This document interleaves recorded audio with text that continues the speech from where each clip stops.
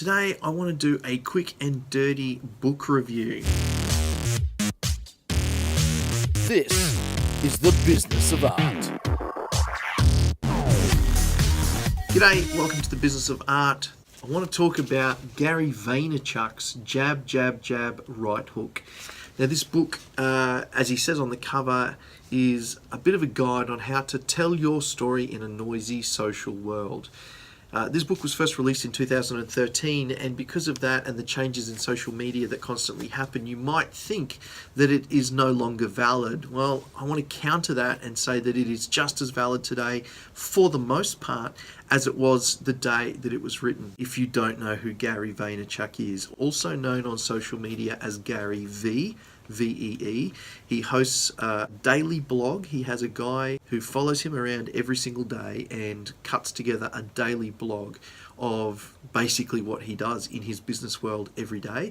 And he does that as a means to expose what the life of a real kind of top-level entrepreneur is. Gary's parents moved from Belarus to the US when Gary was 3 years old. He says that when he was a child, 7 years old, he had lemonade stands, and he actually had 6 lemonade stands on the corners, and he convinced his friends to man those lemonade stands while he was out looking at the streets, kind of working out where the drivers of cars were looking so he could see which sign or which tree was going to be the best place to put his sign. In his early teens, he fell in love with baseball cards and was trading baseball cards on the weekend, making $2,000 or $3,000 in a weekend.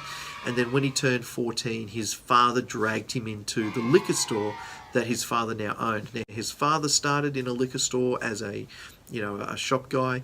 I was working a couple of bucks an hour, but as immigrants do, he worked hard, long hours, spent very little money on anything that they didn't actually require, and put a lot of money away. Eventually bought his own liquor store, and that's where Gary got sucked into when he was 14 years old. For the next 2 years, Gary was bagging ice for $2 an hour every weekend down in the basement of the liquor store, and hated every minute of it, because he went from earning $2,000 or $3,000 a weekend to $2 an hour. Imagine how much that sucked. When he got old enough, he was allowed to come up onto the shop floor, and he very quickly realized that people collected wines, which gave him an instant connection to that collector mindset, because he collected baseball cards. He was a DNF student through high school. Essentially, this guy was not an academic. He is someone who is absolutely connected to the behavior and psychology of people. And I think it's something we as artists can relate to, because it's kind of what we do when we create. We're tapping into emotion, we're watching and understanding how people behave, so that we can interpret that on stage or in music or through our art. This guy is someone to watch.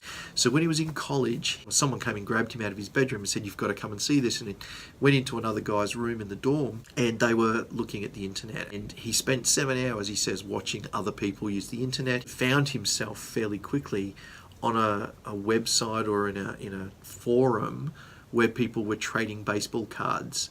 And having traded them physically on the weekends, he realized that he could now make a lot of money on the internet. So fast forward to the time when he's actually running his father's business, and he starts something 90 days, 100 days after YouTube is launched, called Wine Library TV. And that was a daily video that he posted to YouTube where he drank and reviewed the wines that they sold. And that helped rocket their business 100-fold. Obviously has had his losses, and the big thing about that for him is that he doesn't dwell on them. If you have never consumed any of his content, I highly recommend that you get on there and just start to understand the mindset that he applies to his business, to his life, and the way he does things. It's not going to be for everyone. Hey, hi, sorry to interrupt. 2 things. Just going through the edit and notice, first of all, I was a little bit subdued in the delivery of this book review. I am very passionate about the content of that book, but I was filming at midnight, so I was trying to keep the noise down a little bit, so just want to give you that context. Secondly, the big flaw was that I completely forgot to mention what Gary's been doing since he left his dad's liquor store. At age 34, he left his dad's liquor store and opened VaynerMedia, which is a social media marketing business that is a content creation business for, major companies, Fortune 500 type companies, and now basically does about $150 to $200 million a year. So, guy knows his stuff. Thanks. Leave you to it. This book goes through every social media platform of note at the time that it was printed. Twitter, Facebook, Google+, Instagram, LinkedIn, Twitter, Pinterest, Snapchat. This doesn't just talk about how to post a photo on Instagram. In fact, it's very little about the actual mechanics of it. His recommendation, and my recommendation, having followed his advice, is to actually dig in and just start to play with the technology yourself. Become a practitioner. Have a go, post a few things in whatever platform it is. Have a look around the platform and see how other people are using it. And then you know if it's something for you or if it's something not for you. Yeah, a 40-year-old woman looking at Pinterest is probably in a creator mindset, a purchasing mindset, window shopping, that kind of thing. And yet when she's on Facebook, it's more about connecting with family and friends. It's less about the shopping experience. And to understand that there is a different mindset that is being used by the consumer when they are on these platforms. For those reasons, the understanding of the psychology behind the user, I found this to be an amazingly useful book and continue to find it incredibly useful. The platforms will change. Right? They are going to change. Some platforms have come and gone, and some will continue to do that. We're used to what we use.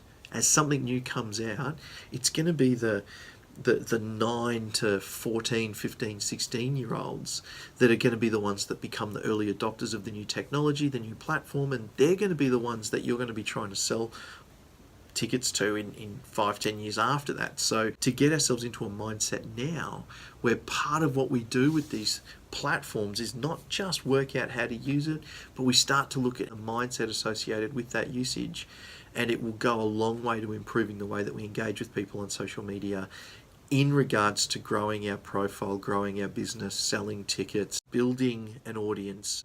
Through the application of some of this process in the last 12 months, I have over doubled my Instagram following by applying some of these things and being consistent about it. So for all those reasons, particularly around the mindset and not just shaping my mindset for the ones that are in this book, but shaping my mindset for the ones that are yet to come, I think has been truly beneficial. So I totally recommend you head out and grab this book. I will pop a link for you to purchase it from in the comments below.